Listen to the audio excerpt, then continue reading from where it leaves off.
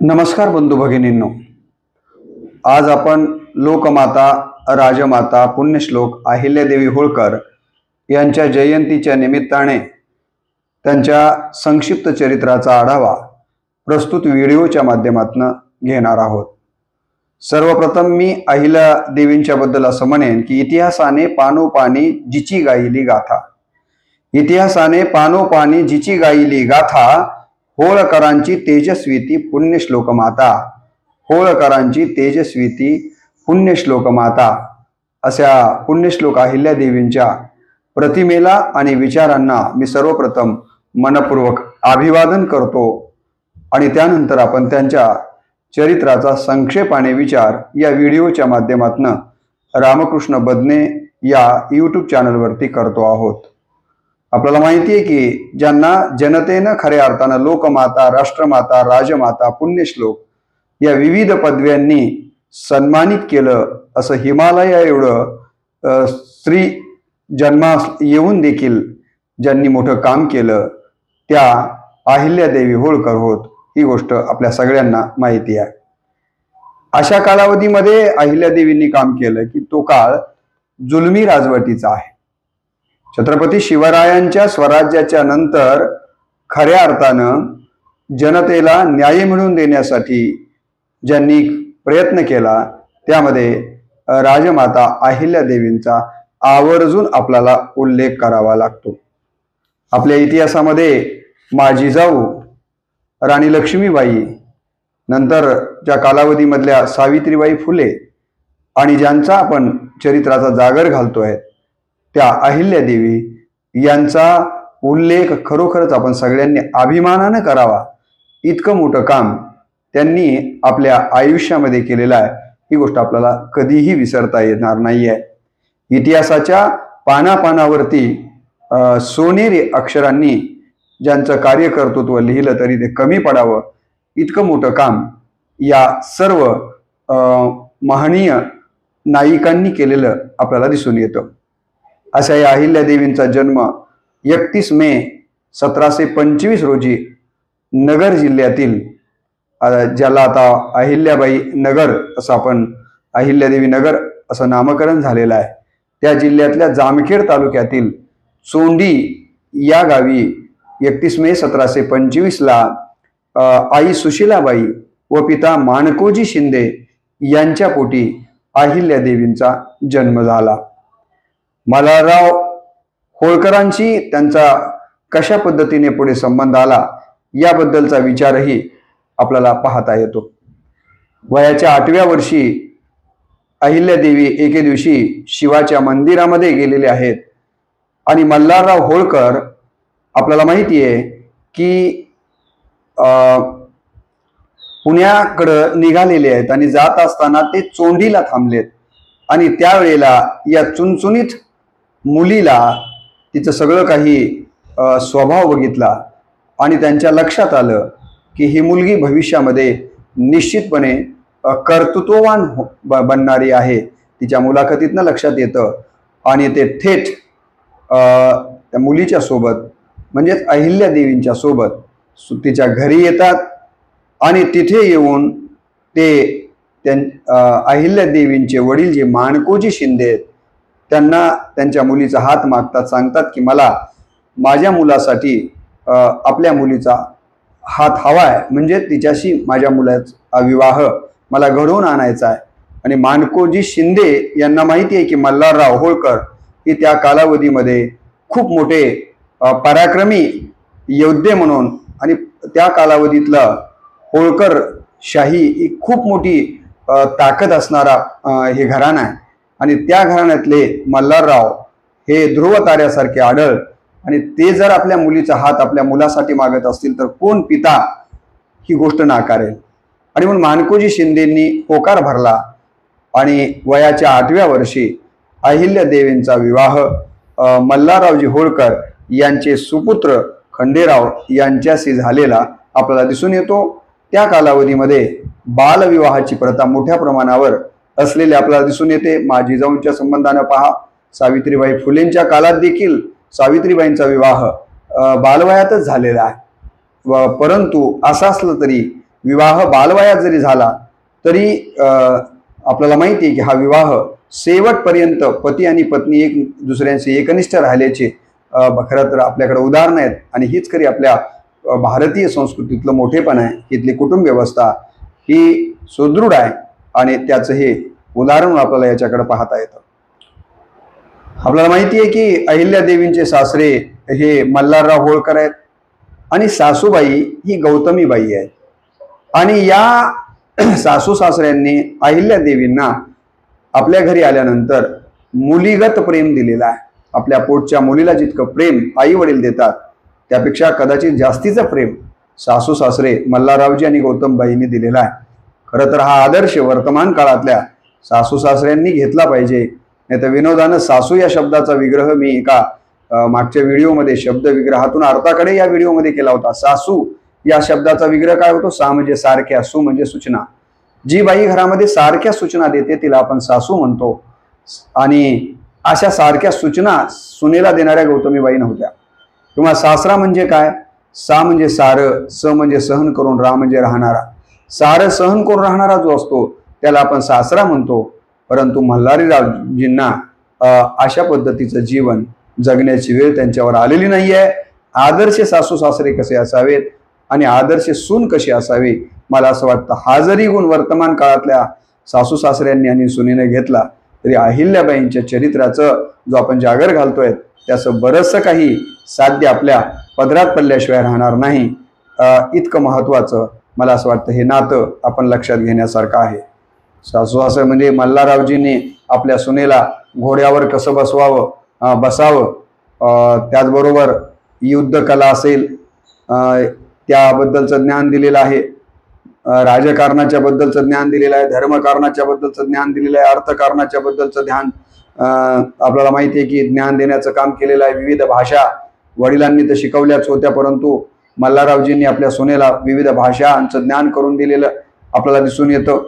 तर अशा पद्धतीनं खऱ्या अर्थानं अहिल्यादेवींच्या जीवनाला जी झळाळी आलेली आहे किंवा त्यांच्या जीवनामध्ये खऱ्या अर्थानं परिवर्तन घडवण्याचं काम जर कोणी केलं असेल तर ते त्यांचे सासरे मल्हाररावजी होळकरांनी केलं.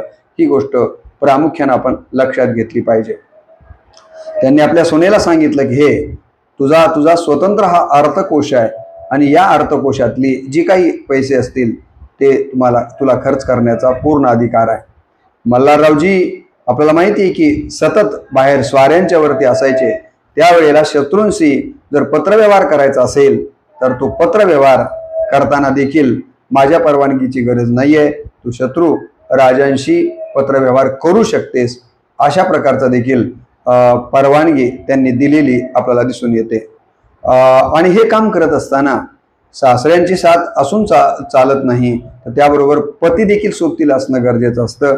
आणि दोघांची साथ असेल तर मग स्त्रीला स्वतःच कर्तृत्ववान असेल आणि त्याच्यातून जर अशा पद्धतीची साथ मिळाली तर मग तिला काम करणं काही कठीण जात नाहीये. अशाच पद्धतीनं पती खंडेरावांची देखील अहिल्यादेवींना मोठी साथ लाभलेली आपल्याला दिसून येते. दुर्दैवानं खंडेरावांच्या बद्दल ते व्यसनी होते वगैरे वगैरे चुकीचा इतिहास लिहिला गेलेला आहे.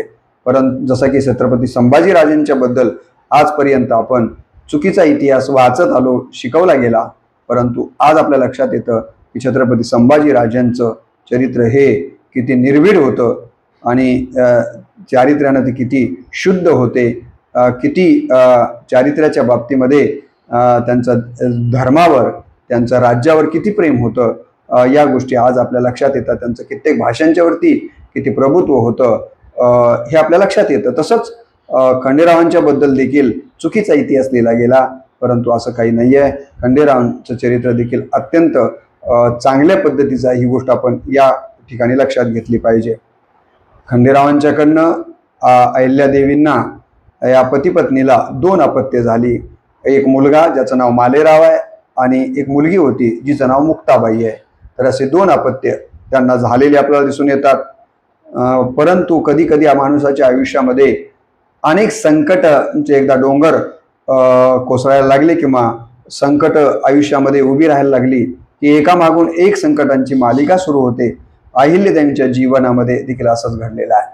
पती खंडेरावांचा हुंबेरीच्या लढाईमध्ये 1754ला तोफगोळा लागून दुर्दैवी अंत होतो किंवा दुर्दैवी मृत्यू होतो आणि अहिल्या देवींच्या जीवनात सगळ्यात मोठा आघात या निमित्तानं घडतो, कारण आपला पती लवकर त्यांना युद्धामध्ये लढताना त्यांना वीरमरण प्राप्त झालेलं आहे, ते त्यांना सोडून गेलेले आहेत.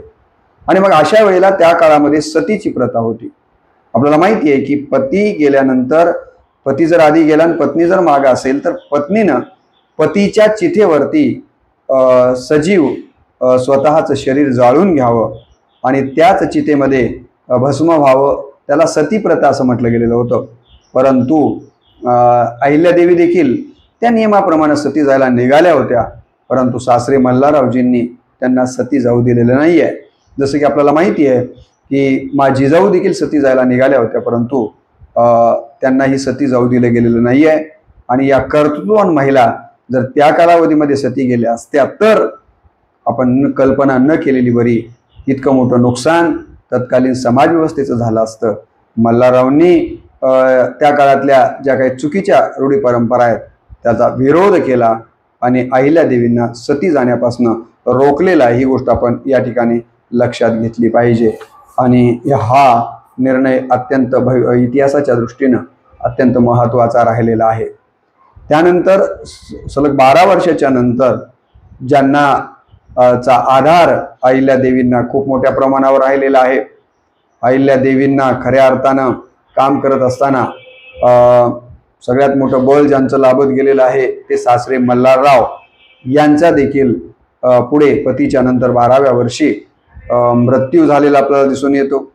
आणि हा झटका मात्र अहिल्यादेवींना सहन न व्हावा इतका मोठा होता, कारण अहिल्यादेवींच्या जे पराक्रमाला, अहिल्यादेवींच्या जीवनाला खऱ्या अर्थानं प्रोत्साहन, प्रबलन देण्याचं काम पतीपेक्षाही जास्तीचं मल्हाररावजी सासरे करत होते आणि तेच सोडून गेल्यामुळं अहिल्यादेवींच्या जीवनामध्ये हा दुसरा मोठा आघात झालेला आपल्याला दिसून येतो. नंतर अहिल्यादेवींना माळवा प्रांताच्या राज्यकारभार नाईलाजास्तव आता पाहावा लागला, कारण सासरेही निघून गेलेले आहेत. आणि काही दिवसाच्या नंतर त्यांनी पुढे तुकोजी होळकर यांची सेनापती म्हणून या ठिकाणी नियुक्ती केलेली देखील आपल्याला दिसून येते. आपल्याला माहिती आहे की त्यांच्या जीवनामध्ये अनेक प्रकारचे संकट आलेले आहेत.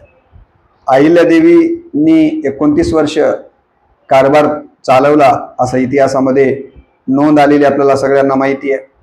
अहिल्यादेवींच्या कामाबद्दल इंग्रजी लेखक लॉरेन्स यांनी जे काही त्यांचं वर्णन केलेलं आहे ते खरोखरच आपण लक्षात घेण्यासारखं आहे. भारताच्या कॅथरीन द ग्रेट असा उल्लेख त्यांनी केलेला आपल्याला दिसून येतो. कॅथरीन द ग्रेट कोण आहेत तर त्या काळातील रशियाच्या राणी कॅथरीन द ग्रेट बरोबर त्यांची तुलना केलेली आहे. इंग्लंडच्या एलिझाबेथ राणीशी त्यांची तुलना केलेली आहे आणि डेन्मार्कच्या राणी मार्गारेट यांच्याशी तुलना करून कदाचित अहिल्यादेवी या तिघींच्या पेक्षा देखील सरस असल्याचा उल्लेख या ठिकाणी इंग्रजी लेखक लॉरेन्सने केलेला आपल्याला दिसून येतो. असं म्हटलं गेलेलं आहे की जगाच्या सगळ्या महान स्त्रियांचा जेव्हा इतिहास लिहिला जाईल तेव्हा त्या इतिहासामध्ये पुण्यश्लोक अहिल्यादेवी होळकर यांचं नाव सर्वप्रथम लिहिलं जाईल. म्हणजे केव्हा जगातल्या लढवय्या स्त्रियांचा इतिहास लिहिला जाईल तेव्हा त्या इतिहासामध्ये अग्रक्रमानं पहिलं नाव जर कोणाचं लिहिलं जाईल तर ते अहिल्यादेवींचं लिहिलं जाईल. असाही उल्लेख अहिल्यादेवींच्या कार्यकर्तृत्वाचा गौरव करताना केला आपल्याला दिसून येतो. आपल्याला माहिती आहे की अहिल्यादेवींनी जे काही त्यांच्या राज्यकारभारामध्ये न्याय दिलेला आहे तो चोरांना आणि सावकारांना दोघांनाही पटणारा न्याय त्या देत आलेल्या आहेत. न्यायाच्या बाबतीमध्ये त्या फार कठोर होत्या असं सांगितलं जातं. आपल्याला माहिती आहे की एक प्रसंग सांगितला जातो की त्यांचा मुलगा जो मालोजी आहे तो इंदोरमध्ये रथावरून जात असताना रस्ता ओलांडताना एका गाईचं वासरू आडवा आलं आणि त्या वासरावरून मुलाचा रथ गेलेला आहे आणि हे रथ गेल्याचं आणि ते वासरू पडल्याचं थोड्या वेळानंतर अहिल्यादेवी आले आणि पाहिलं आणि त्यांनी विचारलं की कशामुळे झाले आणि त्यांना सांगितलं गेलं की आपल्या मुलाच्यामुळं झालेलं आहे. तेव्हा आपल्या मुलाला देखील शिक्षा द्यायला त्या मागं पुढे सरकलेल्या नाही आहेत. यावरून त्या न्यायाच्या बाबतीमध्ये न्यायप्रिय किती होत्या, निष्ठुर किती होत्या, ही गोष्ट आपण या ठिकाणी लक्षात घेण्यासारखी आहे. न्यायाच्या बाबतीमध्ये राजाकडे खरं तर ही दृष्टी असणं गरजेचं असतं आणि ही दृष्टी आपल्याला माहिती आहे अहिल्यादेवींच्याकडे आपल्याला पाहायला मिळते. संकटांचा सामना त्यांना आपल्या आयुष्यामध्ये करावा लागलेला आहे. पती गेलेले आहेत, सासरे गेलेले आहेत, नंतर जावई गेलेले आहेत, नातू गेलेला आहे, सासूबाई गेलेली आहे.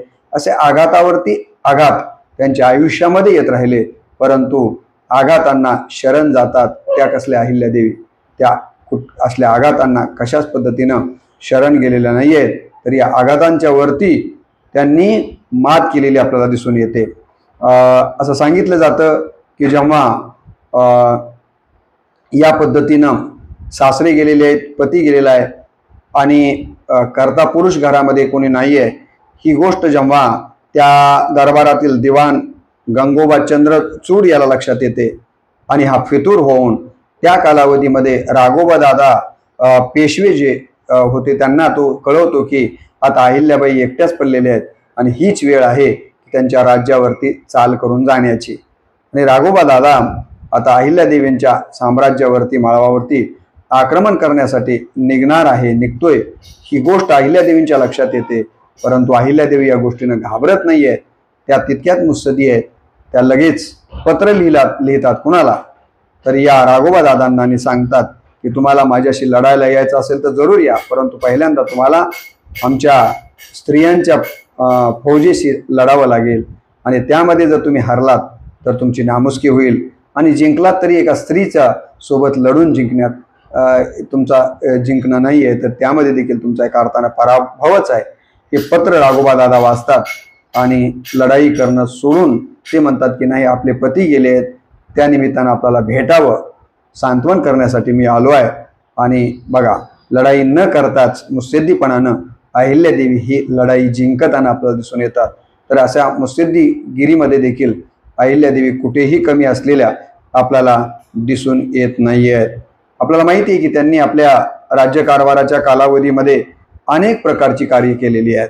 द्वारका, काशी, उज्जैन, नाशिक, हरिद्वार, परळी, जगन्नाथपुरी, रामेश्वर, सोमनाथच्या जवळ दुसरे एक महादेव मंदिर, गया, अयोध्या, मथुरा अशा विविध ठिकाणी आपल्याला माहीत असेल की त्यांनी धर्मशाळा, घाट बांधलेले, आपल्याला मोठ्या प्रमाणावर मंदिर उभी केलेले आपल्याला पाहायला मिळतात.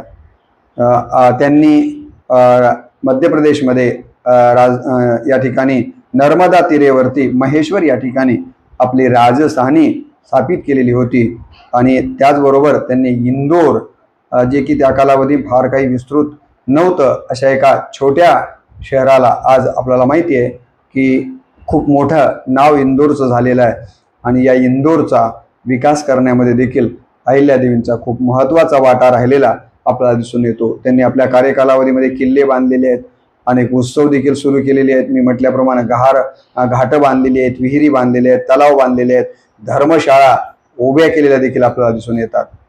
अहिल्यादेवींनी शेतकऱ्यांच्या व व्यापाऱ्यांच्या हितासाठी मोठं काम केलेलं आहे. शेतकऱ्यांच्यासाठी तलाव, विहिरी, गोपालनाची व्यवस्था त्यांच्यासाठी करून देण्याचं काम केलेलं आपल्याला दिसून येतं. अहिल्यादेवींनी आपल्या सैन्यामध्ये महिलांना स्थान दिलेलं देखील आपल्याला पाहायला मिळतं. अहिल्यादेवींनी सती जाण्याचा निर्णय नाकारला सासऱ्यांच्या म्हणण्यानुसार आणि एका अर्थानं अंधश्रद्धेचा त्यांनी विरोध केलेला आपल्याला दिसून येतो. म्हणून अहिल्यादेवी जरी धार्मिक असल्या तरी त्या अंधश्रद्धाळू नव्हत्या, ही गोष्ट आपण लक्षात घेतली पाहिजे.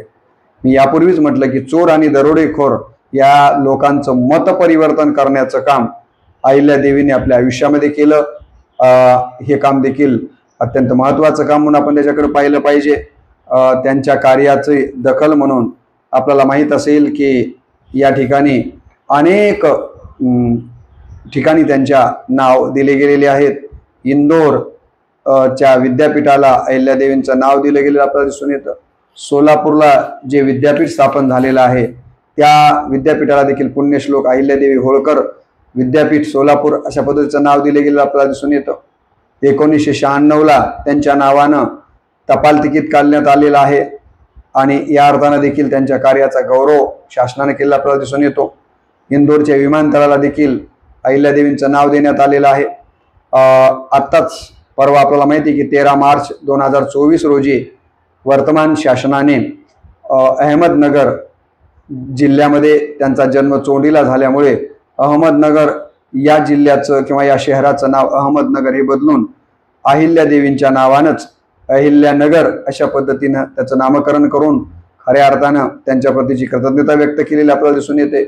त्यांच्या नावानं देवी अहिल्यादेवी असा चित्रपट आलेला देखील आपल्याला पाहायला मिळतो. टी व्हीवरती मालिका देखील आपण पाहतो आहोत. अहिल्यादेवींचं कार्यकर्तृत्व समजून घेण्यासाठी अनेक विचारवंतांनी लेखकांनी त्यांच्यावरती लेख लिहिलेले आपण नेहमी वाचतो. त्यांच्यावरती अनेक संदर्भ ग्रंथ त्यांचे चरित्र ग्रंथ लिहिलेले देखील आपल्याला पाहायला मिळतात. हे आपण या गोष्टी लक्षात घेतल्या पाहिजे. अनेक नगरांना, अनेक चौकांना, अनेक इन्स्टिट्यूटला त्यांची नावं भारतभर असलेली आपल्याला वाचायला पाहायला मिळतात. यावरून अहिल्यादेवींच्या कार्यकर्तृत्वात बद्दलची कृतज्ञता या समाज व्यवस्थेमध्ये आज मोठ्या प्रमाणावर असलेली आपल्याला दिसून येते.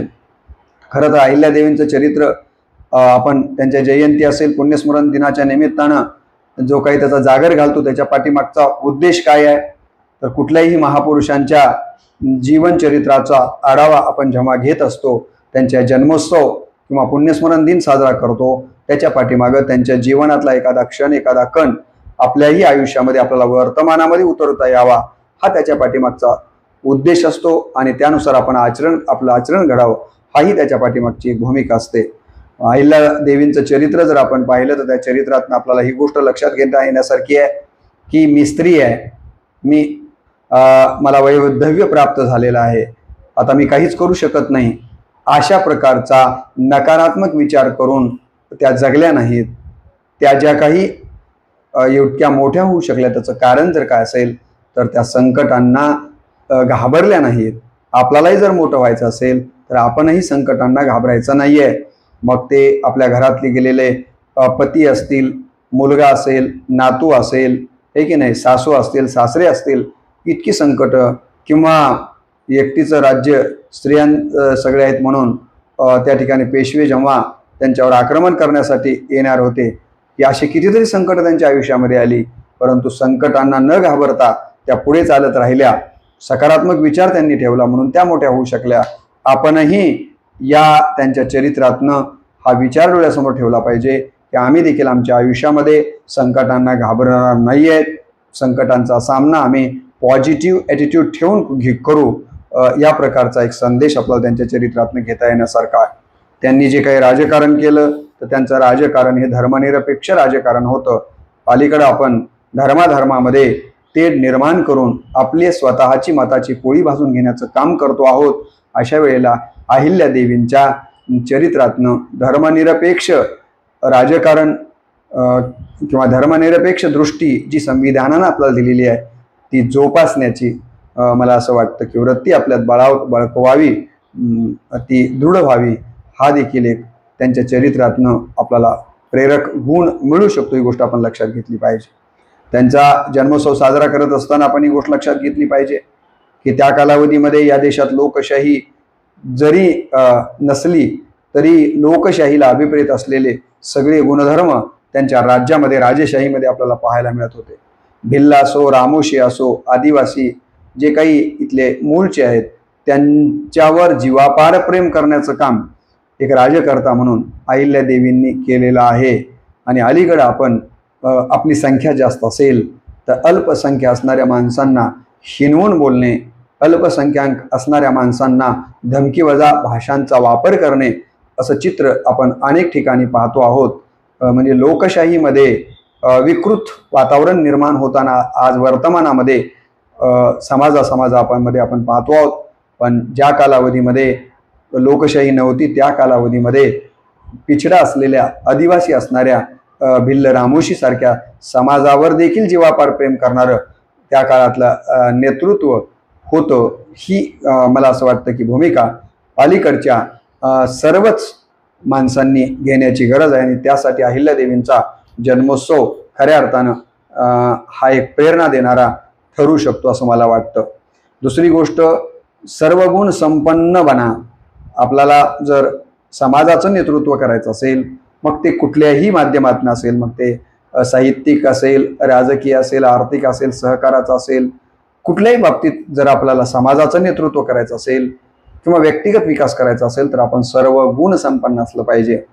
बघा, अहिल्यादेवींना संगीताचं ज्ञान आहे, शिल्पकला त्यांची आपण आजही पाहतोय विविध मंदिरांच्या माध्यमातून, तलावांच्या माध्यमातून जे काही बांधले गेलेले आहेत तीर्थक्षेत्र आहेत त्यातून चित्रकलेवर त्यांचं प्रेम आहे, वाङ्मयावर त्यांचं प्रेम आहे.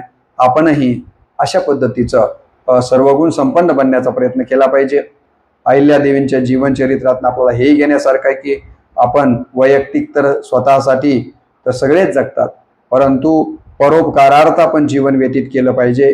त्यांनी ज्या काही धर्मशाळा उभा केल्या, तलाव असेल, पूल असेल, अलीकडं आपण वृक्ष लागवड करा म्हणतो त्या बाबतीत त्यांनी केलेलं काम असेल, रस्ते उभारणीचं काम असेल, घाट उभा करण्याचं काम असेल, त्यांच्याकडे जी काही स्वतःचा 16 कोटी रुपयाचा अधिकोष आहे, जनतेच्या पैशातनं केलेलं नाही आहे, तर स्वतःच्या कोशातनं समाजाचा विकास, सर्वांगीण विकास करण्यासाठी त्यांनी केलेलं परोपकारार्थ कार्य मला असं वाटतं की अत्यंत महत्त्वाचं आहे. म्हणून तुकाराम महाराज म्हणे, तुका म्हणे फार थोडा तरी परोपकार. माणूस म्हणून आपण जन्माला आलो आहे तर आपण परोपकार करायला शिकलं पाहिजे. अहिल्यादेवींच्या चरित्रातनं परोपकार करण्याचा गुण देखील आपण आपल्या आयुष्यात उतरविणं अत्यंत महत्त्वाचं आहे. राजा कर्णाच्या नंतरची दानशूरता जर शोधायची झाली तर आपल्याला, मला असं वाटतं की ती कुणाच्या चरित्रामध्ये दिसत असेल तर ते अहिल्यादेवींच्या. कर्णाचं चरित्र आपल्याला तर माहिती नाही आहे, आपण फक्त महाभारतामध्ये वाचलेलं आहे, कुणी अनुभव घेतलेला नाही आहे, परंतु अहिल्यादेवी या हाडामासाच्या आपल्या समोर झालेल्या आहेत. म्हणजे 17वं शतक 18वं शतक म्हणजे काही फार जुनी गोष्ट नाही आहे. त्यामुळं दानशूर वृत्ती कशी असावी आणि आयुष्यामध्ये दानाला किती महत्त्व द्यावं हे देखील आपल्याला अहिल्यादेवींच्या चरित्रातनं शिकता येण्यासारखं आहे. त्यांनी माणसाला तर आपल्या आयुष्यामध्ये जो कोणी आला त्याला रिकाम्या हातानं रिकामा पोटानं वापस जाऊ दिलेलं नाही आहे. असं सांगतात की पशुला देखील त्यांनी उपाशी पोटी जाऊ दिलेलं नाही आहे, उपाशी पोटी राहू दिलेलं नाही आहे. ही दानशूर वृत्ती अहिल्यादेवींच्याकडे आपल्याला पाहायला मिळते. आणि म्हणून अहिल्यादेवी होळकर या शक्तीचं, भक्तीचं आणि न्यायाचं व कर्तृत्वाचं प्रतीक म्हणून आपण त्यांच्या चरित्राकडं पाहिलं पाहिजे. हे देखील या निमित्तानं मला सांगायचं आहे. आपल्या स्वकर्तृत्वावरती एक स्त्री कशा आपल्या कर्तृत्वातनं पाऊल कोणा उमटू शकते याचं आदर्श उदाहरण म्हणजे लोकमाता अहिल्यादेवी होळकर आहेत. हेही या निमित्तानं लक्षात घेण्यासारखं आहे.